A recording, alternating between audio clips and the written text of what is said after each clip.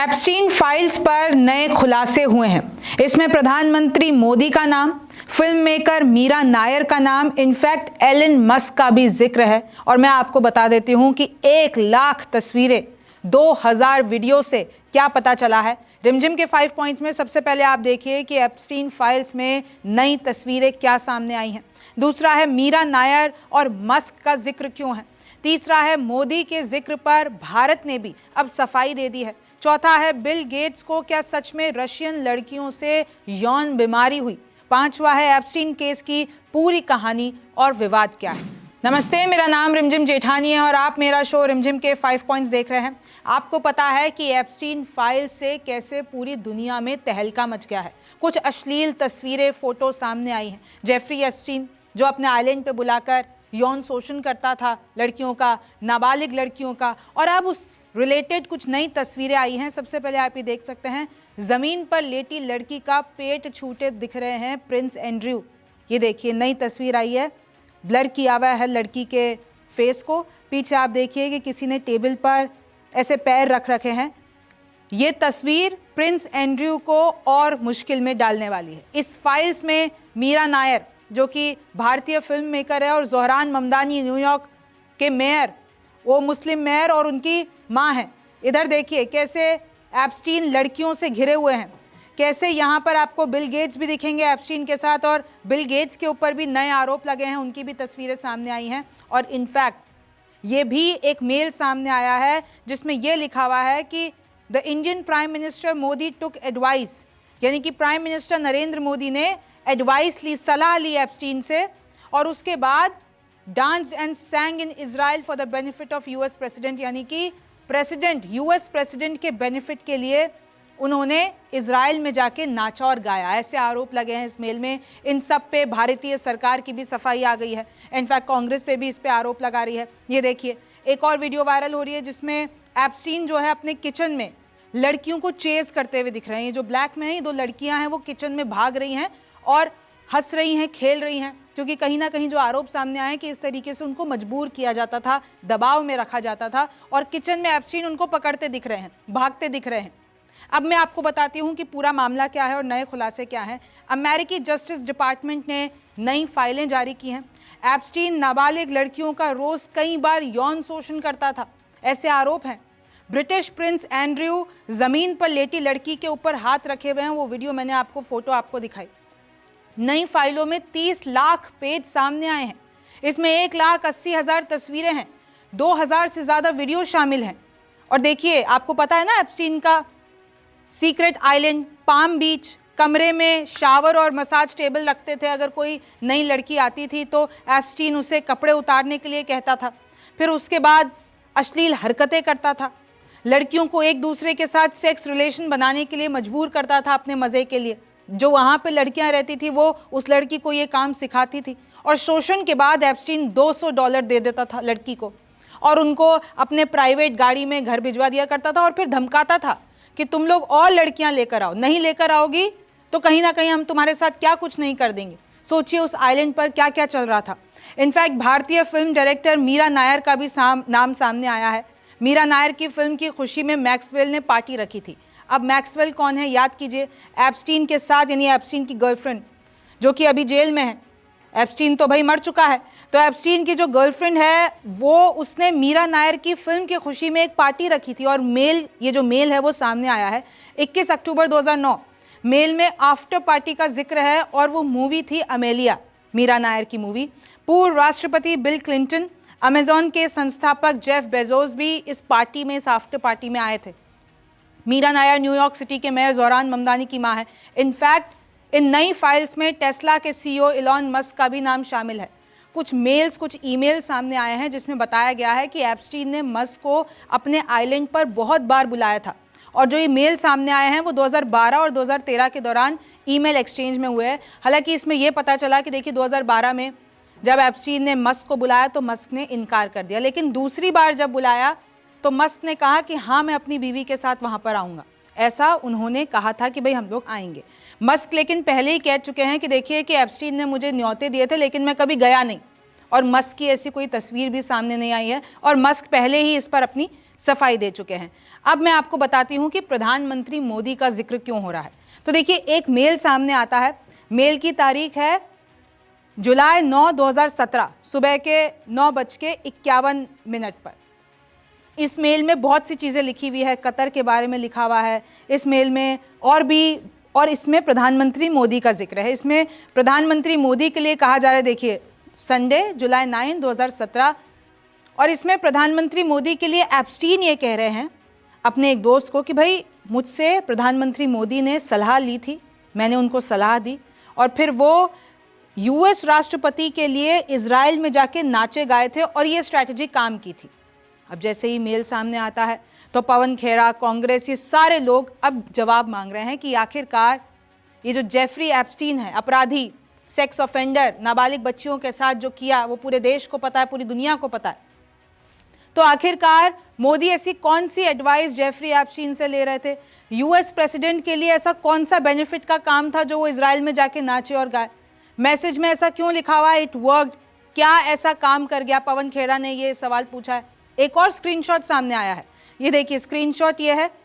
Really interesting Modi meeting, ही one huge mandate, यानी इसमें जिक्र है कि मोदी जो है ह्यूज मैंडेट से चुनाव जीत चुके हैं। अब पवन खेड़ा फिर सवाल उठा रहे हैं कि 24 मई 2019 को नरेंद्र मोदी भारत के प्रधानमंत्री के रूप में दूसरी बार शपथ लेने से कुछ ही दिन पहले उन्होंने, जेफरी एप्स्टीन ने, अपने मित्र स्टीव बैनन को बताया कि उसकी मोदी के साथ एक दिलचस्प बैठक हुई। मोदी ने उसे बताया कि वॉशिंगटन में कोई उससे बात नहीं करता, यानी कि मोदी से ऐसा कह रहे हैं। मोदी ने उसे बताया कि मुख्य दुश्मन चीन है और क्षेत्र में उसका proxy Pakistan. Modi Steve Bannon के विजन से पूरी तरह सहमत थे। स्टीव बैनन को मोदी से मिलना चाहिए और एप्स्टीन इसे सेट कर सकता है। ये सारी चीज़ें उस स्क्रीनशॉट में हैं। अब कांग्रेस और पवन खेड़ा ये सवाल पूछ रहे हैं कि भाई, ऐसी कौन सी जेफरी एप्स्टीन से चुनावों से ठीक पहले मीटिंग हुई और क्यों हुई? दूसरा, जब वॉशिंगटन में कोई उनसे बात नहीं कर रहा था, परवाह नहीं कर रहा था, तो मोदी ने अमेरिका के साथ अपने दोस्ती के कसीदे क्यों पढ़े? फिर ये इधर पूछा जा रहा है कि अब बैनन और मोदी के बीच में ये प्रस्ताविक बैठक हुई, क्या चर्चा हुई? हमको जवाब चाहिए। फिर उसके बाद सरकार का जवाब आता भी है। गवर्नमेंट ऑफ इंडिया की तरफ से ये ऑफिशियल स्टेटमेंट आया और उन्होंने कहा, we have seen reports of an email message from so called Epstein files that has a reference to the prime minister and his visit to Israel.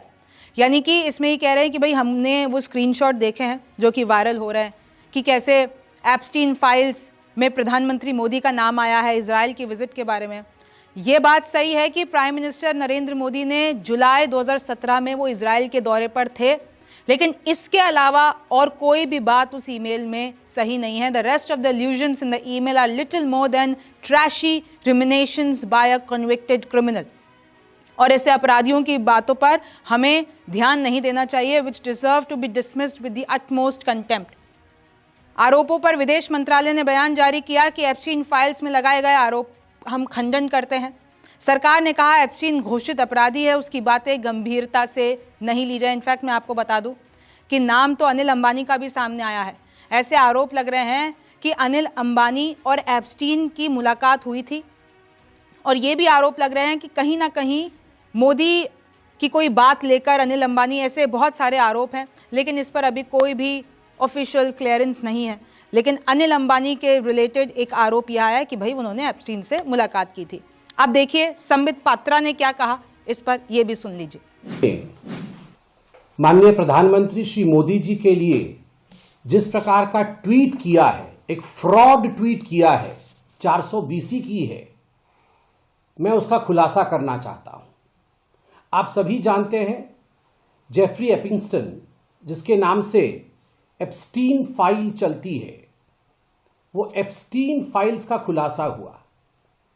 Jeffrey Epstein एक ऐसा व्यक्ति जो चाइल्ड ट्रैफिकर था, जो सेक्स ऑफेंडर था, जिसकी अपनी कोई क्रेडिबिलिटी नहीं थी, और अंततोगत्वा जिसको सजा मिली और जिसने अपने आप को फांसी लगा करके सुसाइड किया, उस व्यक्ति के एक ईमेल को जेफरी एप्स्टीन किसी और के साथ बात कर रहा है ईमेल के माध्यम से। दोनों ही डिस्क्रेडिटेड व्यक्ति हैं, दोनों ही व्यक्ति ऐसे हैं जिनके विषय में हमें पता नहीं। उस ईमेल को कांग्रेस पार्टी ने एडिट किया है। उस ईमेल में हिज एडवाइस जहां की हिज नहीं लिखा हुआ है, हिज जोड़कर दिखाने का प्रयास कांग्रेस पार्टी ने किया है और हिज शब्द जोड़ करके इस प्रकार से उसे चित्रित किया गया है, अंकित किया गया है, मानो प्रधानमंत्री श्री नरेंद्र मोदी जी ने जेफरी एप्स्टीन से कोई एडवाइस लिया।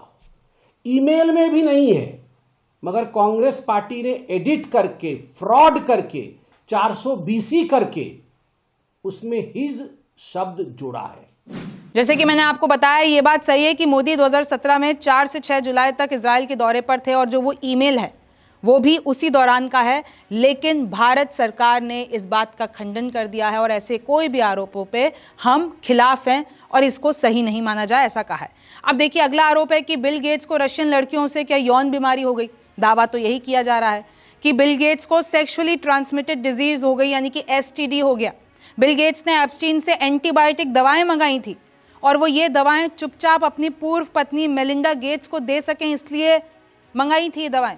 18 जुलाई 2013 को खुद को एक लंबा ईमेल लिखा एप्स्टाइन ने और उसमें यह कहा कि गेट्स ने मुझसे 6 साल पुरानी दोस्ती खत्म कर दी। खुद को ही लिखा था एप्स्टीन ने ये ईमेल। आपके एसटीडी से जुड़े ईमेल डिलीट करने को कहा, यानी बिल गेट्स ने एप्स्टीन को कहा था कि भाई ये जो एसटीडी से रिलेटेड हमारे मेल हैं वो डिलीट कर दो। फिर एप्स्टीन ने कहा कि आपने अपनी पत्नी को देने के लिए, चुपचाप देने के लिए मुझसे एंटीबायोटिक्स मंगाए। और इस पूरे कॉन्वर्जेशन में, इस पूरी ईमेल में बिल और मेलिंडा के बीच वैवाहिक विवाद का भी जिक्र है। हालांकि देखिए, बिल गेट्स जो हैं वो इन आरोपों का खंडन कर चुके हैं। गेट्स के प्रवक्ता ने इन आरोपों को पूरी तरह बेतुका और झूठा बताया है। गेट्स की छवि खराब करने की कोशिश कर रहा था एप्स्टीन, क्योंकि एप्स्टीन से गेट्स ने अपने सारे रिश्ते तोड़ दिए थे। एप्स्टीन से मिलना मेरी गलती है, बिल गेट्स पहले भी ये क्लियर कर चुके हैं। इनफैक्ट उन्होंने कहा कि मैं तो इसलिए मिला था क्योंकि गेट्स फाउंडेशन में मुझे दान चाहिए था। लेकिन बिल गेट्स की आपने बहुत सारी तस्वीरें देखी हैं। इनफैक्ट बहुत सारे रिपोर्ट्स ये भी कहते हैं कि उन्होंने एप्स्टीन के साथ बहुत सारी मुलाकातें की थी। खैर, अब मैं आपको बताती हूँ कि सोशल मीडिया पे क्या क्या वायरल कर रहा है। एक लड़की यहाँ पे चिल्लाती हुई दिख रही है कि लिटरली एप्स्टीन के आइलैंड पर इन करोड़पतियों ने बच्चियों को खाया है। ईमेल्स के स्क्रीनशॉट वायरल हो रहे हैं। इनफैक्ट अब अगर आपको जानना है कि कैसे, मैंने पहले भी रिपोर्ट्स की थी कि लड़कियों से घिरे दिखे ट्रंप नामचीन फंसे हैं, कैसे 92 तस्वीरें पहले भी पब्लिक हुई थी, तो आप ये ज़रूर वीडियो देखिए, मैं आपको लिंक दे रही हूँ। इनफैक्ट मैंने आपको पहले भी बताया था कि 68 और नई तस्वीरें आई थी लड़कियों के लोलिता टैटू। ट्रंप समेत कई नामचीन फंसे थे। तो आखिरकार एप्स्टीन कौन है, ज़रा ये क्लिप भी देखिए। एप्स्टीन न्यूयॉर्क का करोड़पति फाइनेंसर था। बहुत छोटे से उसने शुरुआत किया था और उसके बाद रईस लोगों से मुलाकात और इतना अमीर, प्राइवेट आइलैंड, बड़े नेताओं और सेलिब्रिटीज से दोस्ती। 2005 में नाबालिग लड़की के साथ यौन उत्पीड़न का आरोप लगता है उसके ऊपर। 2008 में दोषी पाया जाता है, फिर महज 13 महीने की जेल होती है और 2019 में वो फिर गिरफ्तार होता है। देखिए, 2008 में जब नाम आया था 13 महीने की जेल और फिर वो मामला वहीं दब गया, उसके बाद नहीं आया। वो सालों तक अपना बिजनेस चलाता रहा। लेकिन फिर 2019 में वर्जीनिया ग्रिफे सामने आई, उसने एक बुक लिखी, उसने सारी चीज़ें बताई और उसके बाद जेफरी एप्स्टीन गिरफ्तार हुआ। लेकिन मुकदमे से पहले ही उसने जेल में आत्महत्या कर ली, खबर तो यही आई। पार्टनर गिस्लीन मैक्सवेल को 2021 में दोषी करार दिया गया और वो आज तक 20 साल की सजा काट रही है, इस वक्त जेल में। पेशे से इन्वेस्टमेंट बैंकर, जन्म होता है 20 जनवरी 1954। अगर अभी वो जिंदा होते तो वो 71 ईयर्स के होते। एनवाई का ब्रुकलिन, यानी कि वो कहाँ पे जन्मे हैं, न्यूयॉर्क के ब्रुकलिन में। पिता कचरा इकट्ठा करते थे, माता जो उनकी थी वो स्कूल में हेल्पर थी। जेफरी स्कूल से ही बदमाश थे। वहाँ पर कुछ फैक्ट्स कोट किए गए हैं कई सारे मीडिया के द्वारा कि वो स्कूल में ही लड़कियों के साथ फ्लर्ट करना, उनको छेड़ना, ये सारी चीज़ें करते थे। और उनको लिटरली जिस स्कूल में उन्होंने पढ़ाई की उसी स्कूल में वो मैथ्स और फिजिक्स पढ़ाने लगे। लेकिन फिर बाद में उनको निकाल दिया गया। फिर उसके बाद जैसे ही स्कूल से निकाला गया तो वो वॉल स्ट्रीट में उन्होंने कदम रखा। 1982 में जे एप्स्टीन एंड कंपनी खोली और कुछ ही समय में वो अमीर हो गए और इतने अमीर कि उन्होंने $1 बिलियन कंपनी बना ली। रईस बन गए। न्यू मैक्सिको में एक फार्म हाउस खोल लिया। न्यूयॉर्क में सबसे बड़ा प्राइवेट घर जेफरी एप्स्टीन का, फ्लोरिडा में हवेली, प्राइवेट आइलैंड, पेरिस में विला, एक बोइंग 727 प्राइवेट प्लेन जिसका नाम है लोलिता एक्सप्रेस। 2000 में कुल संपत्ति कितनी दर्ज की गई थी? 47.6 करोड़ डॉलर। और अब मौत हो चुकी है। ये वो प्राइवेट आइलैंड, अब मैं इसके बारे में आपको बताती हूँ, उसका नाम है लिटिल सेंट जेम्स। ये पूरा का पूरा जो प्राइवेट आइलैंड है वो 78 एकड़ में फैला हुआ है। ये यहाँ पर पहुँचने के लिए प्राइवेट जेट ही लगता है, या तो आप हेलीकॉप्टर से पहुँच सकते हैं या फिर आप बोट से पहुँच सकते हैं। मतलब इसका कोई और रास्ता नहीं है और एप्स्टीन के इशारों पर ही यहाँ पर पहुँचा जा सकता है और यहाँ से निकला जा सकता है। इसी प्राइवेट आइलैंड पे नाबालिग बच्चियों को कैद किया गया, उनको लेकर आया गया। 12-15 साल की लड़कियों को मॉडलिंग का झांसा देते, पढ़ाई का झांसा देते, नौकरी का झांसा देते, पैसों गहनों का लालच देते, और फिर जब वो आ जाती, वो फंस जाती, तो उनको मजबूर करके उनसे सेक्स करवाते, नामचीन लोगों को वहाँ पर बुलाते, उनका यौन शोषण करते। एप्स्टीन एक डेटा रखता था, ऐसी लड़कियों का डेटा जो आसपास की हो, जिनको पहुंचाना इधर आसान हो, जो कि पीड़ित हो। और जब वो फंस जाती थी तो उन्हीं पीड़ित लड़की को बोलते थे कि भाई दूसरी नई लड़कियां लेकर आओ, उनको मजबूर करते थे। आप देख रहे हैं कि किस तरीके से इतने सालों तक ये इतना बड़ा सेक्स स्कैंडल चलता रहा। इसमें कौन शामिल नहीं था? राजनेता, उद्योगपति, सेलिब्रिटी, वैज्ञानिक, प्रोफेसर्स, ये सब एप्स्टीन के प्राइवेट आइलैंड पर आते थे और इनके साथ सेक्स करने को मजबूर किया जाता था उन छोटी बच्चियों को। कई बार तो जबरन ग्रुप सेक्स भी कराया जाता था। ऐसी रिवॉल्यूशंस हुई हैं। जो वो पीड़िता है जिसके बारे में मैंने आपको बताया, उसने एक बुक लिखी है, नोबडीज गर्ल, और वर्जीनिया ग्रिफे ने अपनी किताब में ऐसे ऐसे राज खोले हैं कि पूरी दुनिया चौंक गई कि एप्स्टीन केस इतना बड़ा था और आज तक भी उसकी पूरी फाइल्स खुली नहीं है। आरोप लगाए गए कि एप्स्टीन फाइल्स को सरकार ने छुपाया। और ट्रंप, आप देखिए, ट्रंप की मैंने आपको तस्वीरें दिखाई, इस वक्त अमेरिका में ट्रंप की सरकार है, तो आरोप लगते हैं कि अभी भी सच पूरा बाहर नहीं आया है। फिर पीड़िता वर्जीनिया ग्रिफे ने पता है अपनी किताब में क्या कहा? मुझे एक आदमी को बेचा गया, कई बार बेरहमी से उस आदमी ने मेरा रेप किया, मेरा बार बार वो गला घोटता था और मुझे तब तक प्रताड़ित करता था जब तक मैं बेहोश ना हो जाऊं। ये सारे जो आरोप हैं, ये जो सारे खुलासे हैं, वो उसने अपनी किताब में किए हैं। एक और दूसरी पीड़िता बोलती है कि महीनों आइलैंड पर मुझे कैद किया गया, बार बार मेरा रेप किया गया, और एप्स्टीन अपने बेडरूम में एक बंदूक रखता था, बंदूक को लटकाए रखता था कि कोई भी उस आइलैंड से भागने की कोशिश ना करे।